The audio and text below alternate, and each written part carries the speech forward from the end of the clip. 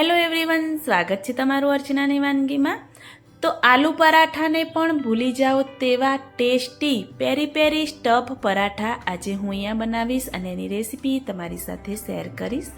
જો કિચનમાં બધી જ સામગ્રી અવેલેબલ હોય અને પહેલેથી જ તૈયારી કરીને તમે રાખેલી હોય તો આ પરાઠા બનતા બસ ફક્ત 10 જ મિનિટ લાગે છે। તો સાંજ માટે હળવી એવી ભૂખ હોય તો એમાં પણ બનાવીને ખાઈ શકો છો અને તમારા બાળકોને લંચમાં પણ તમે બનાવીને આપી શકો છો।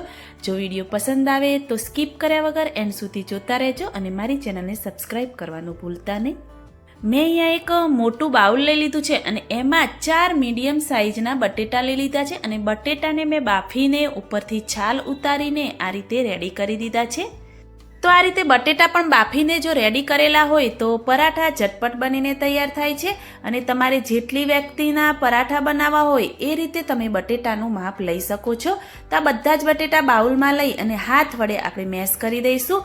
મેસરની મદદથી પણ તમે મેશ કરી શકો છો, પરંતુ એકદમ પ્રોપર એવું આપણે મેશ કરવાનું છે, એ પણ ખાસ ધ્યાન રાખવાનું। બટેટાના નાના એવા ટુકડા ન રહી જાય એનું પણ ધ્યાન રાખવાનું, જેથી પરાઠા જ્યારે આપણે વણીએ ત્યારે સરળતા રહે। જે મેં આ બટેટાનું માપ લીધું છે એમાંથી 6 થી 7 પરાઠા બની અને તૈયાર થાય છે। તમે જે સાઈઝમાં બનાવો એ રીતે પરાઠા બનશે। તો સરસ એવા મેં બટેટા બધા જ મેશ કરી લીધા છે। તો આમાં બધા જ આપણે મસાલા કરીશું। તો મેં અહીંયા એક નાનો ટુકડો પનીરનો લઈ લીધો છે, એને આ રીતે મોટી એવી છીણી હોય એનાથી છીણવાનું। અને આ જે પનીર છે એ પણ મેં ઘરે બનાવેલું છે। તો પનીર થોડું એવું છીણી દીધું અને હવે મેં અહીંયા થોડો એવો નાનો એવો ટુકડો ચીઝનો લઈ લીધો છે। તો ચીઝ પણ આપણે અંદર છીણી દઈશું। અને હા, જે છીણી છે એ મોટી જ લેવાની અને મોટી છીણ પડે એવી રીતેની જ આપણે છીણ પાડવાની।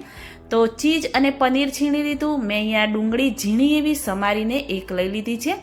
તો ઝીણી એવી ડુંગળી સમારવાની એ ધ્યાન રાખવાનું। અને અંદર મેં અહીંયા લીલા મરચાં પણ ઝીણા એવા સમારીને રેડી રાખ્યા હતા। તો લીલા મરચાં, ડુંગળી, કોથમીર અને થોડું એવું ટેસ્ટ અનુસાર મીઠું, 1/2 ટેબલ સ્પૂન કાશ્મીરી લાલ મરચું એડ કરી દઈશું। જેવું તીખું જોઈએ એ રીતે તમે એડ કરી શકો છો।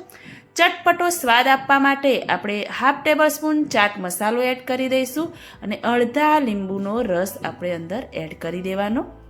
અને હા, આપણે પેરી પેરી પરાઠા બનાવીએ છીએ તો હું અહીંયા 2 ટેબલ સ્પૂન પેરી પેરી મસાલો એડ કરી દઈશ। જે આ રીતે પેકેટમાં મસાલો આવે છે એ 2 ટેબલ સ્પૂન આપણે પેરી પેરી મસાલો અંદર એડ કરી દેવાનો। એનાથી એકદમ સુપર એવો ટેસ્ટ આવે છે અને પરાઠા છે એ પણ સુપર એવા ટેસ્ટી બની અને તૈયાર થાય છે।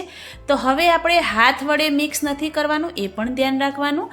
આ રીતે ચમચાની મદદથી બધું જ સરસ એવું મિક્સ કરી દઈશું। બધો જ સરસ એવો મસાલો અંદર મિક્સ થઈ જાય એ રીતે આપણે મિક્સ કરી દેવાનું। તો થોડો એવો અવાજ તમને મારો અલગ લાગશે, થોડી તબિયત ખરાબ હતી અને ગળું પણ થોડું એવું બેસી ગયું છે, એટલે બોલવામાં પણ થોડી એવી તકલીફ પડે છે। તો પરાઠા બનાવવા માટે આપણે લોટ બાંધવો પડશે। તો પરંતુ મેં અહીંયા પહેલેથી જ લોટ બાંધી અને રેડી રાખ્યો છે।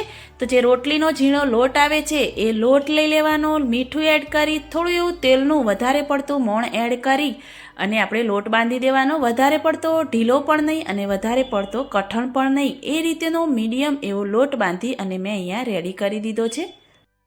તો હવે આપણે પરાઠા બનાવીશું। તો એક નાનો એવો લુવો લઈ લેવાનો, થોડો એવો કોરો લોટ છાંટી અને આપણે પહેલાં રોટલી વણી અને રેડી કરીશું। વધારે પડતી જાડી પણ નહીં અને વધારે પડતી પાતળી પણ નહીં, એ રીતેની આપણે રોટલી વણવાની। જો સવારમાં તમારે આ નાસ્તો બનાવવો હોય તો લોટ બાંધેલો તૈયાર હોય અને બટેટા પણ બાફેલા રેડી હોય તો આ નાસ્તો તમારો 10 જ મિનિટમાં બની અને તૈયાર થઈ જાય છે। તો આ રીતે થોડું એવું આપણે અંદર જે બનાવ્યું હતું સ્ટફિંગ એ અંદર એડ કરી દઈશું અને આ રીતે રોટલીને બંને બાજુથી લઈ અને આ રીતે લોક કરી દેવાની, એટલે જ્યારે પણ તમે વણો ત્યારે સરળતાથી વણાય અને બહાર મસાલો નીકળી ન જાય। તો આ રીતે સ્ટફિંગ ભર્યા પછી આ રીતે લુવો ફરીથી કરી દેવાનો અને કોરો લોટ છાંટી અને ધીરે ધીરે આપણે વણીશું। સ્ટફિંગ ભર્યા પછી વણતી વખતે ખાસ ધ્યાન રાખવાનું, ધીરે ધીરે વણવાનું। જે રોટલીનો લોટ મેં બાંધ્યો એ વધારે મેં બાંધ્યો છે। મારે સાદા પરાઠા પણ બનાવવાના હતા એટલે મેં વધારે બાંધ્યો છે। તમારે જો જે રીતે બનાવવા હોય પરાઠા એ રીતે તમે એનું માપ લઈ શકો છો।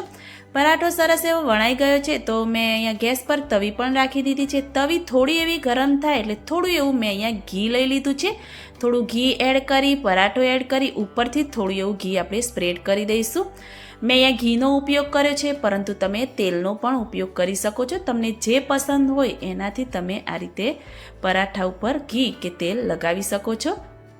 જો તમે ગેસની ફ્લેમ છે એ થોડી એવી મીડિયમ રાખશો તો જે પરાઠા છે દાજી પણ નહીં જાય અને એકદમ આછા ગુલાબી કલર જેવો શેકાઈ અને તૈયાર થશે. અને આ રીતે થોડું એવું તમે પ્રેસ કરશો એટલે જે કલર છે પરાઠાનો એકદમ આછો ગુલાબી જેવો આવશે. તો તમે જોઈ શકો છો કે એકદમ પરફેક્ટ એવા આપણો પરાઠા શેકાઈ અને તૈયાર થયા છે. તો એને લઈ અને આપણે પ્લેટમાં લઈ લઈશું. અને એ જ રીતે જે બીજું પણ આપણે સ્ટફિંગ બનાવીને રેડી રાખ્યું છે એના બધા જ પરાઠા બનાવીને હું રેડી કરી દઈશ. ત્યારે હું આ પરાઠા બનાવતી હતી એટલે માનવ માહિર સાઈડમાં જ બેસી રહ્યા હતા. મમ્મી કેટલી વાર એવું પૂછપૂછ કરતા હતા. એમને આ પરાઠા છે એ ખૂબ જ એવા ભાવે છે અને મારી પાસે વારંવાર બનાવડાવે છે. તો આ રીતે બધા જ પરાઠા આપણે બનાવી દઈશું અને સર્વિંગ પ્લેટમાં લઈ અને આપણે રેડી કરી દઈશું. તમે આલુ પરાઠા ઘરે બનાવતા હોવ તો એકવાર આ રીતે પેરી પેરી પરાઠા બનાવીને ચોક્કસથી ટ્રાય કરજો. તમારા ઘરના સભ્યો આલુ પરાઠાને ભૂલી જશે એવા આ ટેસ્ટી બનીને તૈયાર થાય છે. તો મેં બધા જ પરાઠા બનાવીને રેડી કરી દીધા છે. તમે જોઈ શકો છો કે જોઈને ખાવાનું મન થાય, મોંમાં પાણી આવી જાય એવા આ પરાઠા બનીને તૈયાર થયા છે. હું તમને થોડો એવો ટુકડો કટ કરીને બતાવું. તો ટેસ્ટી એવા, વધારે જાડા પણ નહીં, વધારે પતલા પણ નહીં, એકદમ પરફેક્ટ એવા પરાઠા બની અને મેં તૈયાર કર્યા છે. તો વરસાદમાં ગરમા ગરમ જો આ પરાઠા મળી જાય તો ખાવાની મજા એકદમ બમણી થઈ જાય. આ પરાઠા તમે એકલા પણ ખાઈ શકો, સોસ સાથે પણ ખાઈ શકો, કોઈ પણ ચટણી સાથે પણ ખાઈ શકો. જો રેસીપી સારી લાગી હોય તો મારી ચેનલને લાઈક, શેર, કમેન્ટ કરજો. મળીએ કોઈ એક નવા વિડીયો સાથે.